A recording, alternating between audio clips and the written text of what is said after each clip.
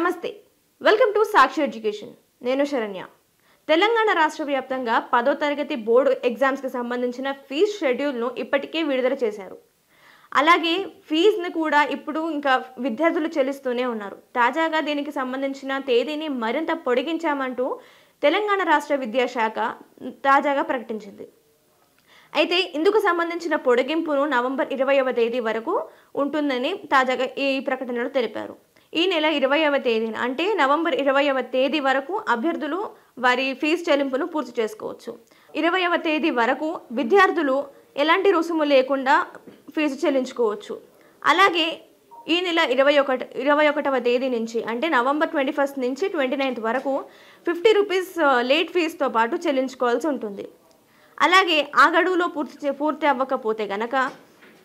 December 2వ తేదీ నుంచి మరో గడువు ఉంటుంది డిసెంబర్ 2వ తేదీ నుంచి 11వ తేదీ వరకు 200 లేట్ ఫీజుతో పాటు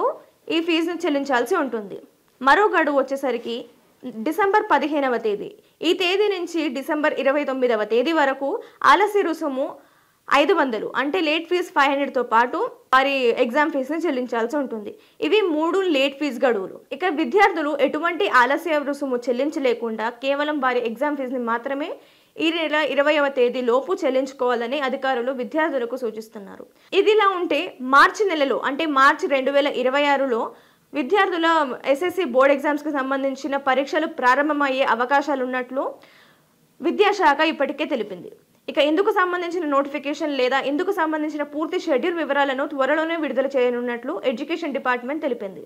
ఇది ఇవాల్టి వీడియో మరిన్ని ఎడ్యుకేషన్ అండ్ జాబ్ అప్డేట్స్ కోసం సాక్షి ఎడ్యుకేషన్ యూట్యూబ్ ఛానల్ని సబ్స్క్రైబ్ చేసుకోండి థ్యాంక్ యూ